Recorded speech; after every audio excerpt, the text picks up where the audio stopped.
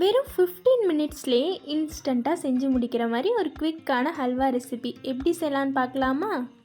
இதை ஒரு டைம் செஞ்சிங்கன்னா திரும்ப திரும்ப ட்ரை பண்ணுவீங்க. இதுக்கு தேவையான பொருட்கள் கொஞ்சமாக முந்திரி, விதை நீக்கின ஏலக்காய், தேங்காய் பால், 2 ஸ்பூன் கார்ன்ஃப்ளவர், கொஞ்சோண்டு நெய், இதெல்லாம் தான் தேவை. இப்போது தேங்காய் பாலில் 1 ஸ்பூன் சுகர் சேர்த்து அதில் 2 ஸ்பூன் கார்ன்ஃப்ளவரும் சேர்த்து நல்லா கட்டி இல்லாமல் கலந்து வச்சுக்கலாம். இப்போ அதோட நம்ம விதை நீக்கின ஏலக்காயும் சேர்த்துக்குவோம். சேர்த்துட்டு அதை ஒரு ஓரமாக வச்சிடலாம்.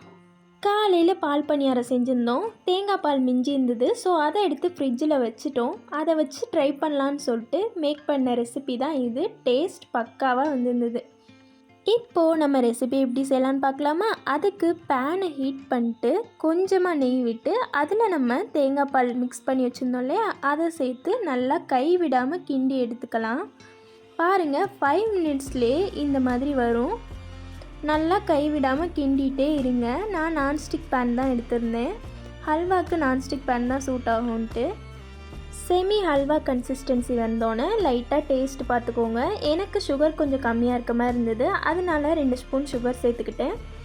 பாருங்கள், இந்த மாதிரி டெக்ஸ்சர் வந்தோடனே 2 ஸ்பூன் நெய் சேர்த்துக்கோங்க. நெய்யோடு சேர்த்து நல்லா கலந்து விடுங்க.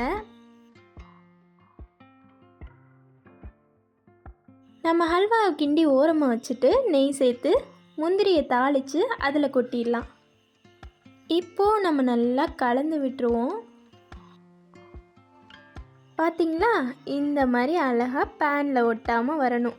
இப்போது நமக்கு சூப்பராக ஹல்வா கன்சிஸ்டன்சி வந்துருச்சு. அப்புறம் என்ன, சர்வ் பண்ணிட வேண்டியதுதான். இது லெஃப்ட் ஓவர் தேங்காய் பாலில் செஞ்ச ரெசிபி தான் சொல்லிட்டு என்னாலே நம்ப முடியலங்க. அவ்வளோ டேஸ்ட்டாக இருந்தது. நீங்களும் ஒரு டைம் இந்த மாதிரி ட்ரை பண்ணி பாருங்கள்.